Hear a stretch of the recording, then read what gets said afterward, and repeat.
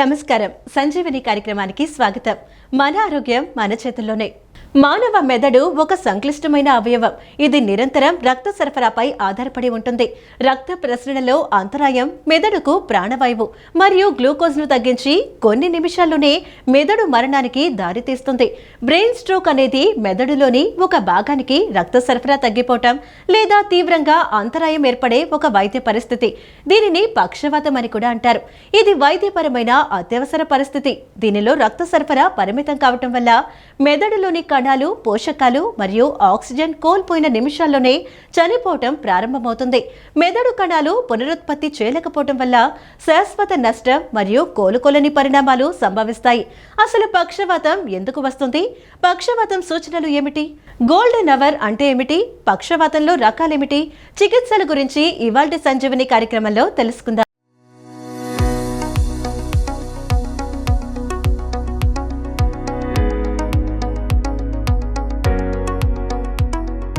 నమస్కారం అండి. నేను డాక్టర్ ప్రమోద్ చల్సాని. నేను నరాల డాక్టర్ని. ఇవాళ మీ అందరికీ పక్షవాతం అంటే బ్రెయిన్ స్ట్రోక్ గురించి చెప్పడానికి మీ ముందుకు వచ్చాను. అసలు పక్షవాతం అంటే ఏంటి?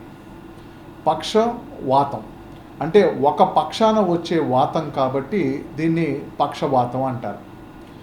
దీన్ని ఇంగ్లీష్లో స్ట్రోక్ అని, బ్రెయిన్ స్ట్రోక్ అని, సెరిబ్రోవాస్కులర్ యాక్సిడెంట్ అని అనేక పదాలతో పిలుస్తూ ఉంటారు. ఈ పక్షవాతానికి సంబంధించిన సూచనలు ఏంటి?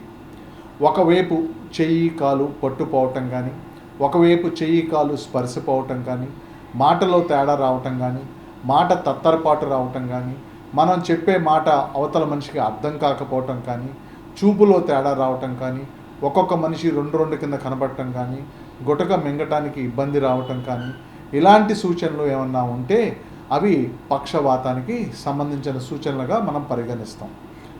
సో ఈ పక్షవాతం సూచనలు అనేవి మనం తెలియటం అనేది చాలా ముఖ్యమైన విషయం. ఎందుకు అంత ముఖ్యం? పక్షవాతం అనేది చాలా ఎమర్జెన్సీ జబ్బు. దీనికి ఎంత తొందరగా వైద్యం చేస్తే అంత తొందరగా నయమయ్యే అవకాశం ఉంటుంది.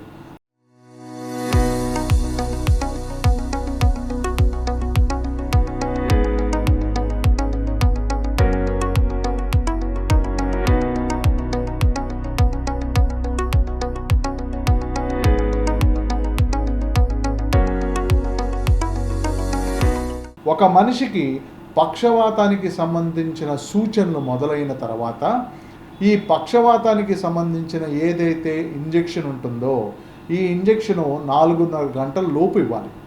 సో 4.5 గంటల లోపు ఇస్తే ఇది పనిచేస్తుంది. 4.5 గంటల తర్వాత ఇది ఇవ్వకూడదు. సో మనం కనుక్కోవటం, పక్షవాతానికి సంబంధించిన సూచనలు ఉన్నాయి అని మనం గ్రహించటం, పక్కన ఉన్నవాళ్ళు వాటిని గ్రహించి ఎమ్మటే పేషెంట్ని కనుక హాస్పిటల్కి తీసుకెళ్ళగలిగితే తల స్కాన్ చేసి ఎమ్మటే ఇంజెక్షన్ ఇవ్వటం అనేది జరుగుతుంది. సో లేకపోతే ఆ గోల్డెన్ అవర్ ఏదైతే ఆ టైం ఉందో ఆ టైంను మిస్ అయితే కనుక వాళ్ళకి వైద్యం అందుబాటులో ఉండదు.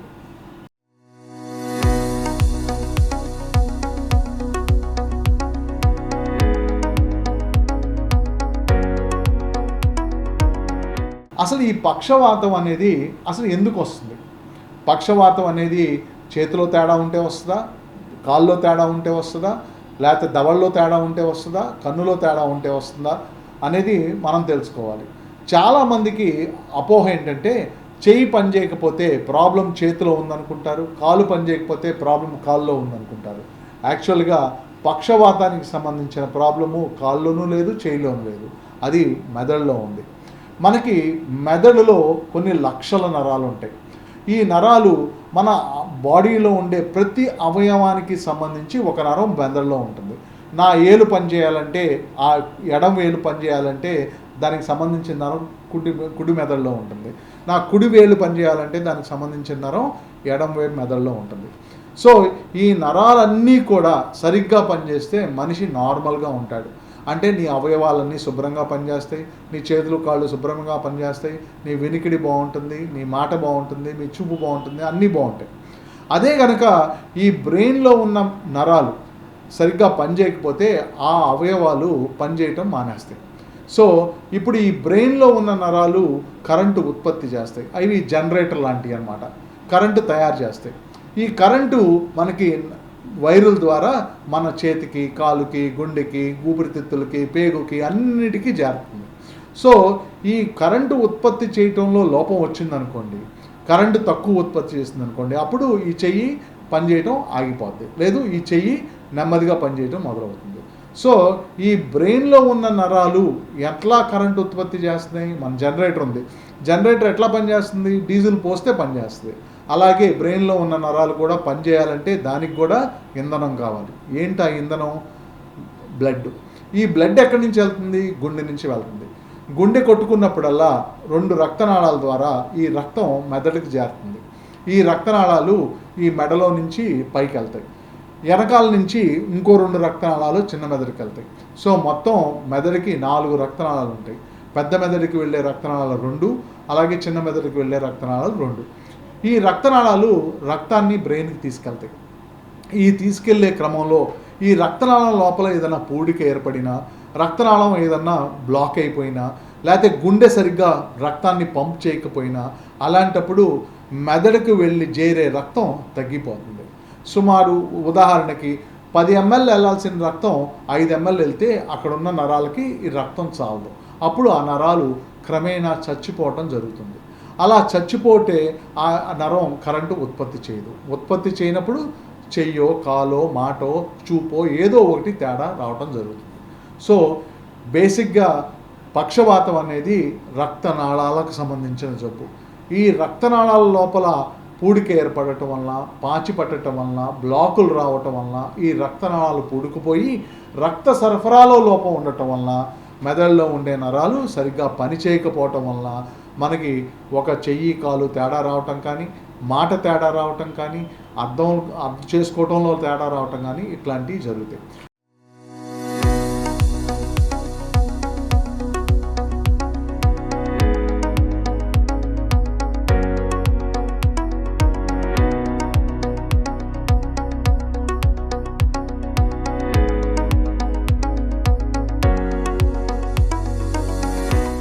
సో ఈ రక్తనాళాల జబ్బు ఎందుకు వస్తుంది? అసలు ఎవరికి వస్తుంది? బేసిక్గా ఈ రక్తనాళం అనేది ఒక మన వాటర్ పైపు లాంటిది. మనం వాటర్ పైప్ కొత్తది కొన్నప్పుడు చక్కగా వంగుతుంది, చుట్టుకోవడానికి వీలుగా ఉంటుంది, అన్నీ బాగానే ఉంటాయి. ఈ పైపుని కనుక వాడి ఎండలో పడేసామనుకోండి, ఏమవుతుంది? లోపల పాచి పట్టేస్తుంది, అలాగే పైపు గట్టిపడిపోద్ది, అలాగే పైపు పగుళ్ళు వచ్చేస్తుంది. అలాగే రక్తనాళం కూడా. రక్తనాళం నార్మల్గా ఎలాస్టిక్గా పైప్ లాగా ఉంటుంది. మనం దాన్ని రిపీటెడ్గా ఇంజురీ చేసినప్పుడు అది దెబ్బతింటుంది. ఇలా జరగడానికి గల కారణాలు ఏంటి? ఒకటి అంటే రిస్క్ ఫ్యాక్టర్స్. ఈ రక్తనాళాలకు సంబంధించిన జబ్బులు రావడానికి గల కారణం వెనకాల ఉన్న అస్సలు మెయిన్ కారణాలు ఏంటి? బీపీ ఉన్న వాళ్ళకి, షుగర్ ఉన్న వాళ్ళకి, అధిక కొలెస్ట్రాల్ ఉన్న వాళ్ళకి, అలాగే ఊబకాయం ఉన్న వాళ్ళకి, స్మోకింగ్ అలవాటు ఉన్న వాళ్ళకి, ఆల్కహాల్ అలవాటు ఉన్న వాళ్ళకి, స్ట్రెస్ ఉన్న వాళ్ళకి, ఈ కారణాలు ఉన్న వాళ్ళకి ఈ రక్తనాళాలు పెలుసుగా అయిపోయి రక్తనాళాల్లో బ్లాకులు వచ్చి రక్తనాళాల లోపల గోడ లోపల పాచిలాగా పట్టేసి అవి ఇలా ఉండాల్సిన రక్తనాళం నెమ్మదిగా తగ్గిపోయి సన్నబడిపోద్ది. అప్పుడు దార కూడా సన్నబడిపోద్ది. సో ఈ రిస్క్ ఫ్యాక్టర్స్ ఉన్న వాళ్ళకే ఈ రక్తనాళాల జబ్బులు వస్తాయి. ఈ రక్తనాళాల జబ్బులు ఉన్న వాళ్ళకే పక్షవాతం వస్తుంది.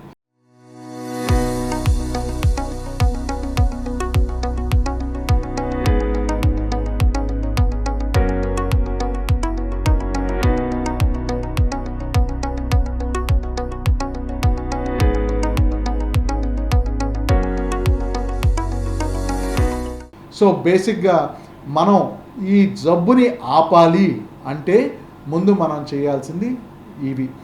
బీపీ ఉంటే బీపీకి జాగ్రత్తగా మందు బిళ్ళ వేసుకోవాలి. షుగర్ ఉంటే షుగర్ కంట్రోల్లో ఉండేటట్టు చూసుకోవాలి. కొలెస్ట్రాల్ ఉంటే ఆహార నియమాలు పాటించాలి. అలాగే రెగ్యులర్ ఎక్సర్సైజ్ చేయాలి. కొలెస్ట్రాల్కి అవసరమైతే బిళ్ళలు వాడాలి. అలాగే ధూమపానం, మద్యపానం అలవాట్లుంటే అవి 2 మానేసేయాలి. అలాగే ఊబకాయం ఉంటే అది తగ్గించుకోవాలి. స్ట్రెస్ ఉంటే దాన్ని వీడుకోవాలి. ఈ జాగ్రత్తలు కనుక పాటిస్తే మనకి ఈ జబ్బు వచ్చే అవకాశం చాలా తక్కువ. అంటే రక్తనాళాలు డ్యామేజ్ అయ్యే అవకాశం చాలా తక్కువ. ఎప్పుడైతే రక్తనాళాలు బాగుంటాయో ఈ పక్షవాతం వచ్చే అవకాశం కూడా అంతే క్రమేణా తగ్గిపోతుంది.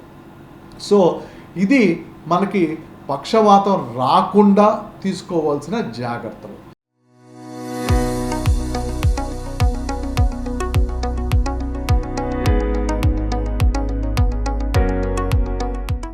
ఇక పక్షవాతం ఒకవేళ వచ్చేస్తే, ఇందాక చెప్పాను మీకు, పక్షవాతం దురదృష్టవశాత్తు ఈ జాగ్రత్తలన్నీ తీసుకోలేదు, ఆయనకి పక్షవాతం వచ్చేసింది, రాగానే మనం చేయాల్సింది ఏంటి? పక్షవాతం రాగానే ఫస్ట్ థింగ్ మనం చేయాల్సింది పేషెంట్ని దగ్గరలో ఉన్న నరాల డాక్టర్ దగ్గరికి తీసుకెళ్ళాలి. ఎందుకు? ఎమ్మటే తల స్కాన్ తీయాలి. కంటితో చూసి పక్షవాతం ఎక్కడొచ్చింది, ఏమొచ్చింది, ఎలా వచ్చింది, ఎంత వచ్చింది అని చెప్పటం అసాధ్యమైన విషయం. అది స్కాన్లో మాత్రమే తెలుస్తుంది. సో మనం పేషెంట్ని ఎంత తొందరగా నరాల డాక్టర్కి దగ్గరికి తీసుకెళ్తే డాక్టర్ గారు తల స్కాన్ తీసి ఆ సిటీ స్కాన్ కానీ ఎంఆర్ఐ కానీ చేస్తారు. ఎందుకు చేస్తారు? మనకి 2 కారణాల వల్ల పక్షవాతం రావచ్చు. ఒకటి ఇన్ఫార్క్ట్ అంటాం, 2 హెమరేజ్ అంటాం.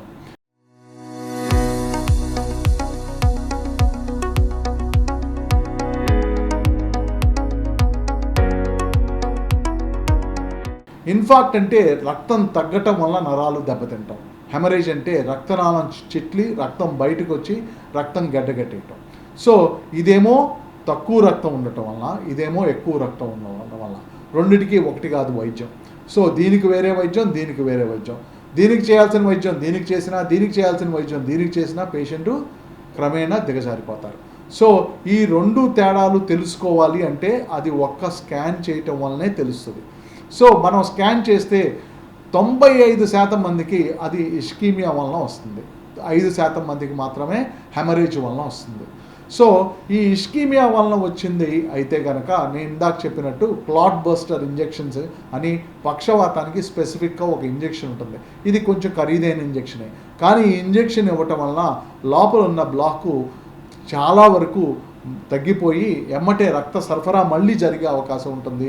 దానివల్ల బ్రెయిన్లో నరాలు చచ్చిపోకుండా మనం ఆపగలుగుతాం. కాకపోతే ఈ ఇంజెక్షను 4.5 గంటల లోపు మాత్రమే చేయగలరు. సో ఇక హెమరేజ్కి వచ్చేటప్పటికి రక్తనాళం, పెలుసుగా ఉన్న రక్తనాళం పగుళ్ళలో నుంచి సడన్గా బ్లీడ్ అయిపోయి రక్తం బయటకు వచ్చేసేసి గడ్డలాగా ఫామ్ అవుతుంది. సో ఇది జనరల్గా బీపీ సడన్గా ఎక్కువ అవటం వల్ల ఇలా జరుగుతుంది. దీనికి వైద్యం కంప్లీట్గా వేరేగా ఉంటుంది. బీపీ కంట్రోల్ చేయటం, లోపల ఉన్న గడ్డ పెరగకుండా చూసుకుని ఇంజెక్షన్లు ఇవ్వటం, లేకపోతే అవసరమైతే ఆపరేషన్ చేయటం, ఇది ఈ హెమరేజ్కి సంబంధించిన వైద్యం. ఇక ఒకవేళ దురదృష్టవశాత్తు మనం చాలా దూరంగా ఉన్నాం, నరాల డాక్టర్కి దాదాపు 3-4 గంటల దూరంలో ప్రయాణం చేస్తే కానీ చేరం, అట్లాంటప్పుడు ఏం చేయొచ్చు? ఈ 4 గంటల్లో కనుక మనం ఇంజెక్షన్ ఇవ్వలేని పరిస్థితుల్లో అప్పుడు ఏం చేయొచ్చు అంటే మనం పేషెంట్కి ఎమ్మటే ఇన్ఫార్క్ట్ అయితే కనుక, ఇస్కీమియా అయితే కనుక యాంజియోగ్రామ్ చేసి రక్తనాళం ఎక్కడ బ్లాక్ అయిపోయింది, మనకి బ్రెయిన్లో ఒక రక్తనాళం కాదు, కొన్ని వందల రక్తనాళాలు ఉంటాయి. మెయిన్గా 3 రక్తనాళాలు ఉంటాయి.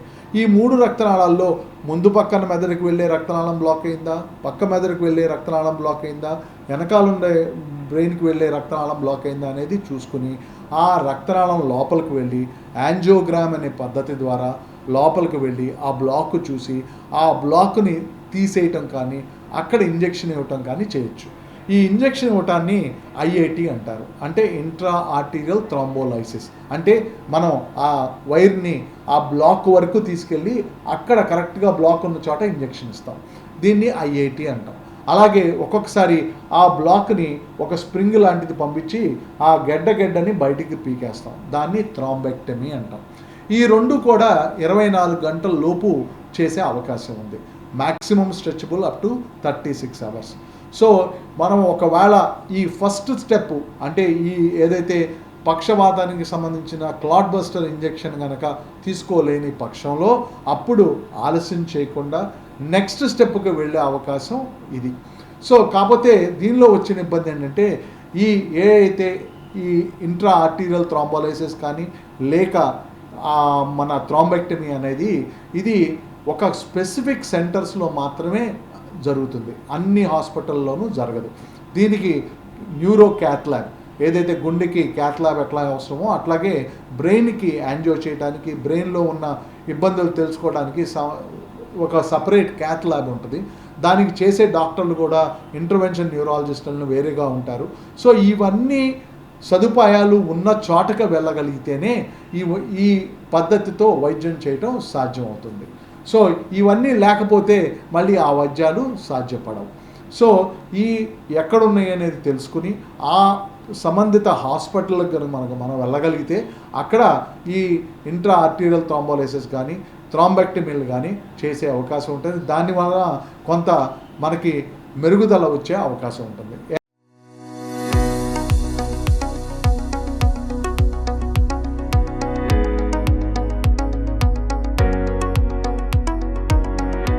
ఎస్పెషల్లీ చిన్న మెదడుకు సంబంధించిన పక్షవాతాల్లో ఈ ప్రొసీజర్స్ వలన, ఇంట్రా ఆర్టీరియల్ థ్రాంబోలైసిస్ వలన, థ్రాంబెక్టమీల వలన ప్రాణాన్ని కాపాడే అవకాశం ఉంటుంది.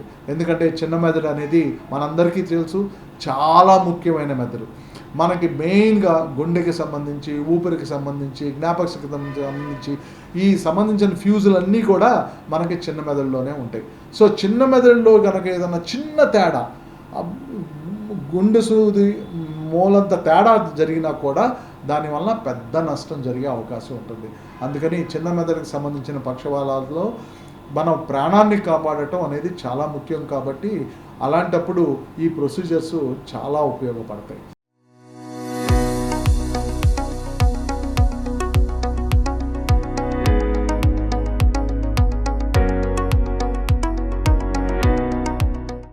ఒకవేళ పక్షవాతం వచ్చేసింది, దురదృష్టవశాత్తు మనం సరిగ్గా వైద్యం చేయించుకోలేకపోయాం. చాలామంది పక్షవాతం వచ్చిన తర్వాత 3 నెలలకో 4 నెలలకో మా దగ్గరికి రావటం జరుగుతుంది. ఏమండి కాలు చేయి రావట్లేదు, మీరు మంచి మందులు రాయండి, లేకపోతే మీరు మంచి వైద్యం చేయండి, కాలు చేయి తిరిగి వచ్చేటట్టు ఏదైనా సలహా చెప్పండి అని చాలామంది వస్తారు. కానీ నిజం ఏంటంటే ఒక్కసారి నరాలు చచ్చుబడిపోయిన తర్వాత చచ్చిపోయిన నరాల్ని ఏ డాక్టరు, ఏ మందు, ఏ ఇంజెక్షను తిరిగి బతికించలేదు. సో ఒక్కసారి పోయిన నరాలు పోయినట్టే. కానీ ఇంప్రూవ్మెంట్ రావాలంటే అది మందులతో సాధ్యం కాదు, ఇంజెక్షన్లతో సాధ్యం కాదు. మనకి పడిపోయిన చెయ్యి కాలు మళ్ళీ తిరిగి పొట్టు సాధించగలగాలి అంటే దానికి ఎక్సర్సైజ్ చేయాలి. Simple logic. ఒకవేళ దురదృష్టవశాత్తు ఒక మనిషికి యాక్సిడెంట్లో కుడి చేయి పోయింది అనుకుందాం, దెబ్బతినిపోయింది అనుకున్నాం, కట్ అయిపోయింది అనుకుంటాం. అప్పుడు ఏం చేస్తాం, మనం ఎడం చేత్తో రాయటం మొదలెడతాం. మొదటిసారి రాసినప్పుడు అక్షరాలు అర్థం కావు, సిగ్నేచరు సరిగ్గా రాదు. కానీ అదే ప్రయత్నం చేస్తూ ఉన్నప్పుడు 3 నెలల తర్వాత కుడి చేత్తో ఎంత బాగా రాయగలిగే వాళ్ళమో ఎడం చేత్తో కూడా అంతే బాగా రాయగలుగుతాం. అలాగే బ్రెయిన్లో కొన్ని నరాలు పోయినాయి, కానీ దాని పక్కన ఉన్న నరాలు బాగున్నాయి కదా, ఆ నరాలు పోయిన నరాలు పని చేయటం మొదలెడతాయి. అవి ఎప్పుడు చేస్తాయి, మనం 4 సార్లు దాన్ని గిల్లితే. ఆ గిల్లటం అంటే ఏంటి, ఎక్సర్సైజ్ చేయటం. ఎక్సర్సైజ్ చేసి నరాలకి నా నరాలు పనిచేయట్లేదు అని కనుక ఫీడ్బ్యాక్ కనుక మనం రిపీటెడ్గా ఇవ్వగలిగితే ఆ నరాలు, పక్కనున్న నరాలు, ఆ పోయిన నరాల పని కూడా నెమ్మదిగా అందుకుని చేయటం మొదలెడుతుంది.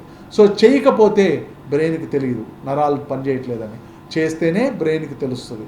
సో ఎంత ఎక్కువ ఎక్సర్సైజ్ చేస్తే అంత తొందరగా చెయ్యి కాలు మళ్ళీ తిరిగి వచ్చే అవకాశం ఉంటుంది. ఇన్ జనరల్గా నార్మల్గా ఎక్సర్సైజ్ అనేది ఎవరికి ఆ పేషెంటు తను కనుక రోజుకి ఒక సిగ్నిఫికెంట్ టైం, ఒక 2 గంటలు 3 గంటలు కనుక చేయగలిగితే, ఎంత ఎక్కువ చేయగలిగితే అంత తొందరగా మళ్ళీ చెయ్యి కాలు తిరిగి తన స్వాధీనంలో తెచ్చుకునే అవకాశం ఉంటుంది. అంతేగాని 3 నెలలు 4 నెలల తర్వాత డాక్టర్ దగ్గరికి వెళ్ళి మందులు, ఇంజక్షన్లు, లేకపోతే ఇంకేదో వలన మెరుగుదల వస్తుందనుకుంటే అది చాలా పొరపాటు. మంచి ఆరోగ్యమే మనిషికి లభించే గొప్ప సంపద. ధనం పోతే మళ్ళీ సంపాదించుకోవచ్చు, కానీ కోల్పోయిన ఆరోగ్యాన్ని తిరిగి పొందటం చాలా కష్టం. అందుకే ఆరోగ్యకరమైన జీవన శైలిని అనుసరిస్తూ ఆనందంగా, ఆరోగ్యంగా జీవించండి. ఈ రోజు డాక్టర్ చెప్పిన విలువైన ఆరోగ్య సమాచారాన్ని తెలుసుకున్నారు కదా. మరో అంశంపై సంజీవిని కార్యక్రమంలో మళ్ళీ కలుద్దాం. అంతవరకు నమస్కారం.